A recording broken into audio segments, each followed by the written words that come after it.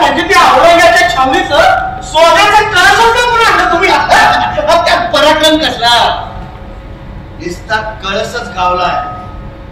तो औरंग्या नमाज पडाय बसला होता म्हणून वाचला, नाहीतर त्याचं मालकुट्यात उतरवणार होतो. उतरवायचंच आहे. त्याशिवाय मराठ्यांच्या तलवारीची तहान काय भागायची? तीच तहान खतखते आमच्या काळजात. आमच्या शंभू राजांच्या नरडीला न ठरवणारा तो नराधाम अजून जिता कसा? या विचारानं रात्रंदिवस कोणतरतंय आमचं कलेश. म्हणून धनाजीराव ही तहान थोडी तरी शांत व्हावी म्हणून औरंगजेबाच्या छावणीतून तो कळस घेऊन निघालो तर थेट रायगड गाठला. महाराष्ट्राचा आराध्य दैवत शिवछत्रपती यांना वंदन. आणि आज सोनियाचा दिवस, ज्यांनी आपल्याला या महाराष्ट्रामध्ये ताट मानेने जगायला शिकवलं, त्यांचा आज जयंतीचा दिवस आहे. आज सकाळपासूनच आमचा सकाळी छत्रपती शिवाजी पार्कमध्येच माननीय राज्यपाल आलेले, मुंबईचे कमिशनर आणि आम्ही सोबत असताना महाराजांना तिथे पुष्पहार अर्पण केला. त्यानंतर 3-4 ठिकाणी आम्ही छत्रपती शिवाजी महाराजांची जयंती साजरी केली. केम हॉस्पिटल, फुल मार्केट आणि आज छत्रपती शिवाजी स्मारकामध्ये सुद्धा येण्याचा योग आला आहे. एक संपूर्ण इतिहास कर्नल साहेबांनी आपल्याला सांगितला. पाठ्यपुस्तकात थोडाच इतिहास आहे. महाराजांवरती असू दे, शंभूराजांवरती असू दे, का ताराराणी का राजाराम महाराज यांच्यावरती इतिहास थोडक्यातच आहे, परंतु सावंत साहेबांनी तर संपूर्ण इतिहास आपल्याला सांगितला. इथे एक आदर्श डोळ्यासमोर ठेवायचे म्हणजे आपले महाराज, त्यानंतर शंभूराजे आणि संपूर्ण भारताला हेवा वाटेल असे आपले जनक आहेत, ज्यांनी महाराष्ट्रामध्ये जन्म घेतला. आणि आपण सर्वजण मराठी किंवा हिंदू आहोत, ज्यांनी आपण सर्वांनी या महाराष्ट्रामध्ये जन्म घेतला. आपण सर्वजण भाग्यवान यासाठी आहोत की ह्या भूमीमध्ये छत्रपती शिवाजी महाराजांनी जन्म घेतला, म्हणून आपण सगळेजण भाग्यवान आहोत की महाराजांच्या या पावन पुण्यभूमीमध्ये आपण जन्म घेतलाय. खरोखरच मला सुद्धा हा नाटक बघायचं आहे, कारण ताराराणीवरती आपण थोडक्यात इतिहास वाचलं होतं, परंतु आज जवळजवळ 1-1.25 तास माझ्याकडे. म्हणून मी डॉक्टर साहेबांना म्हटलेलं की नाटक खरोखर चांगलं आहे, हा नाटक मला बघायला मिळेल, नंतर कधी मिळेल काय माहिती नाही. सध्याचा धावपळीचा दिवस आहे. सध्या राजकीय परिस्थितीमध्ये आम्हाला स्वतःला घरी सुद्धा वेळ देता येत नाही, परंतु आज नशिबाने मला 1-1.5 तास कसा मिळाला का माहिती नाही. आणि त्याच दिवशी ताराराणींचं नाटक इथे सुरू होणार आहे. आज आमचे समोर बसलेले मान्यवर नरेंद्र पाटील साहेब माथाडी कामगारांचे एक नेते आहेत. मी सुद्धा साहेब एक माथाडी कामगार आहे लोखंड बाजाराचा. तुम्हाला माहिती नसेल, परंतु मी थोडा होते, मी स्वतः BMC मध्ये सर्व्हिसला सुद्धा होतो, परंतु एक अपक्ष लढाई मागच्या 5 वर्षापूर्वी अपक्ष लढाई लढलो होतो कॉर्पोरेशनला. त्यावेळी मला रिझाईन द्यावा लागला.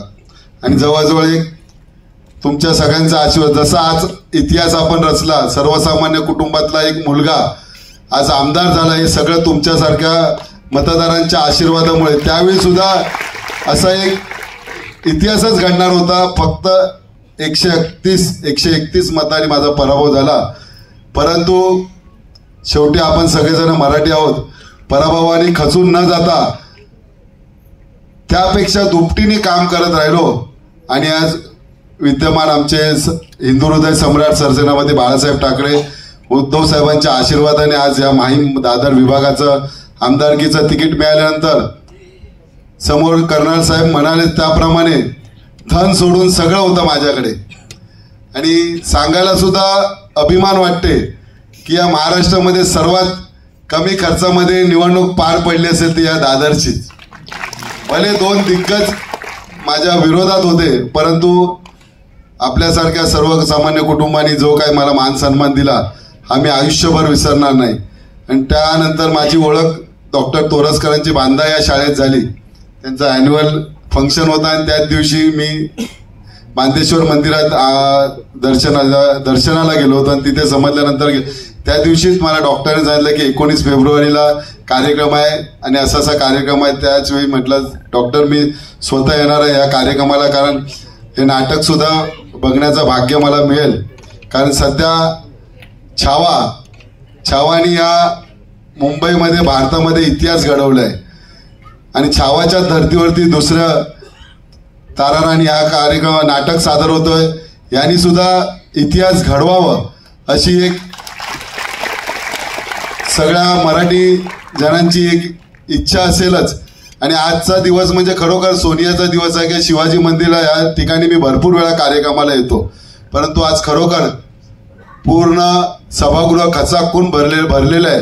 जरा सुद्धा कुठे एखाद दुसरी जागा शिल्लक असेल, कारण मला आठवतं गेल्या वर्षी मी इथे गुणगौरव कार्यक्रम घेतलेला दादर माहीम प्रभादेवीचा, त्यावेळी असा सावंतसाहेब त्यावेळी असा एक पूर्ण भरलेला की संपूर्ण ही मधला पॅसेज साईडचा पॅसेज वरचा भरलेला. आणि त्यानंतर आज बघतोय की एवढा मोठा कार्यक्रम आणि आज आपल्या नाटकासाठी भरलेला आहे.